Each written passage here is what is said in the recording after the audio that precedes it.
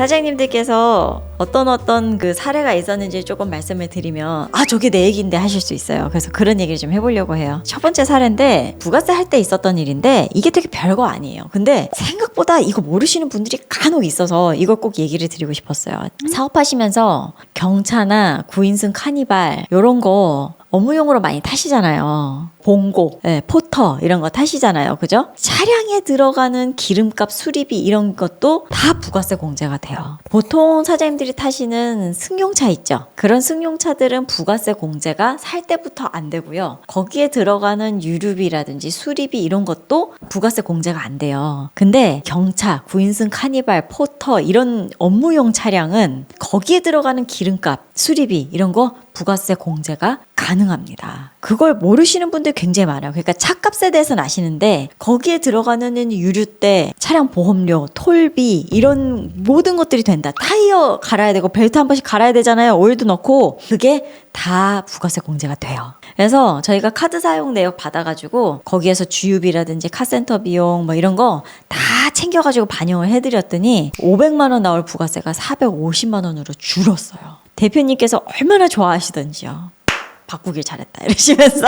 근데 카드 전표만 있다고 끝나는 게 아니에요. 그러니까 사업 내용을 정확하게 알아야 됩니다. 사업 내용을 정확하게 안다면 공제 범위도 달라져요. 달라지기 때문에 이런 거를 세무사랑 잘 소통을 하셔야 돼요. 차량 비용 같은 경우를 지금 말씀드렸는데 이제 그런 일도 되게 많아요. 이제 사업을 되게 바쁘게 하시다 보시면은 매입할 때 뭔가 이렇게 살 때 돈은 보냈는데 세금 계산서를 못 받는 경우가 꽤 있어요. 최근에 어떤 대표님께서 오셨는데 세금이 너무너무 많이 나온다는 거예요. 말씀 들어보니까 그렇게 이익률이 많이 나지도 않아요. 그렇다면 분명히 뭔가 빈 게 있을 거다 딱 생각이 들더라고요. 홈택스에서 세금 계산서 목록을 쫙 뽑아가지고 딱 보내드렸어요. 그리고 카드 등록돼 있는 거 딱 리스트 뽑아서 딱 보내드렸어요. 대표님 이거 보시고 빠진 거 있는지 체크해 주세요. 이랬더니 빠진 게 있는지요? 이거 어떻게 보는 거예요? 모르셔요. 왠 줄 알아요? 한 번도 이걸 체크해 보신 적이 없는 거예요. 자, 어떻게 보는지 제가 지금 설명 한번 드려볼게요. 첫 번째, 임차료 매달 나가야 됩니다. 관리비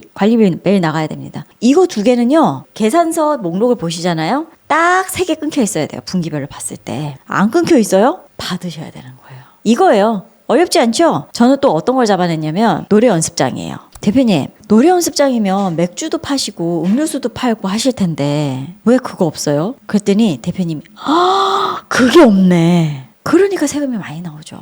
그걸 매입 세금 계산서 목록을 체크를 안 하시면 모르신다니까요. 제때 받아야 되는데 못 받으면 늦게라도 받거든요. 늦게라도 받으시면 가산세가 나올지언정 그래도 세금은 줄어듭니다. 가산세 내는 것보다 부가세 주는 게 훨씬 커요. 그래서 그거 조금 잡아드렸더니만 또 세금이 확 줄었지 뭐예요. 그 다음 세 번째 사례 한번 가볼게요. 사업 구조에 대한 이야기를 또 한번 가볼게요. 굉장히 많은 분들이 가족 경영을 많이 하십니다. 부부가 같이 하거나 아니면 부모님과 같이 하거나 형제 자매와 같이 하거나 굉장히 사례가 많아요. 그렇게 많이 하시는데 이상하다. 다른 직원을 내가 고용을 해서 쓰면 그건 인건비 처리를 해주는데 가족은 인건비 처리가 안 된다고 하는 것 같기도 하고 생각보다 많은 분들이 가족 인건비가 처리가 안 된다고 생각하시는 분들이 굉장히 많아요. 인건비 처리 실제로 근무하시고 실제로 급여 나간다고 한다면 가능합니다. 근데 일도 안 하면서 급여도 안 받으면서 인건비 신고만 넣는 거 그거는 안 됩니다.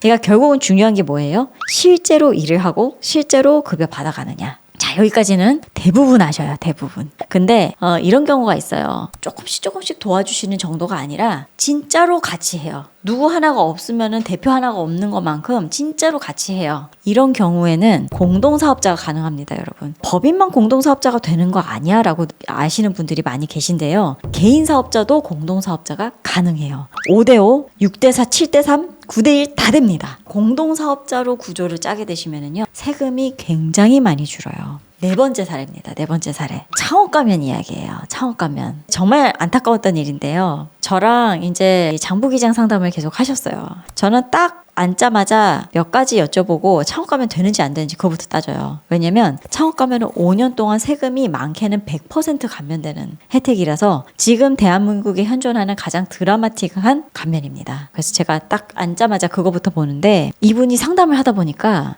창업 감면을 받으실 수 있으신 분인데 전혀 여태까지 혜택을 못 보셨던 거예요. 세금이 아예 안 나오셨어야 되는 분인데 이걸 계속 그냥 세금을 내셨던 거예요. 합해보니까 그게 몇천 되더라고요. 예전에 내셨던 수천만 원의 세금 그거 다 제가 수정신고 해가지고요. 그거 다 돌려받게 해드릴게요. 그걸 전문 용어로 경정청구라고 해요. 국세청에서 이걸 알아서 챙겨주지 않습니다. 그래서 혹시 지금 나는 조건이 안 돼서 50%밖에 안 되나? 그럼 나는 창업 감면이 안 되나? 뭐 이렇게 그냥 넘어가지 마시고요. 짚어보세요. 50% 감면인 줄 알았는데 알고 보니 100%인 경우도 있고요. 안 되는 줄 알았는데 되는 경우도 있고 대표님이 어떤 일을 어떻게 하시는지 이 구조를 다 알아야만 이렇게 절세하면 됩니다 말씀드릴 수가 있고 그게 완전히 현금 흐름을 바꿔놓는 거예요. 4가지 사례 들어보셨는데 어떠셨어요? 다 내 얘기 같지 않아요? 굉장히 흔한 사례를 몇 가지 지금 말씀드린 거예요. 제가 방금 말씀드렸던 창업 감면이나 가족 경영 이야기 이런 거는 조금 전문가의 터치가 들어가는 거지만 유류대 관련된 얘기라든지 뭐 세금계산서 챙기는 얘기 이런 얘기는 그냥 관리잖아요. 관리. 근데 사장님들이 어떻게 관리해야 되는지도 사실 잘 모르셔요. 잘하는 전문가랑 딱 1시간만 상담하셔도 많이 바뀝니다.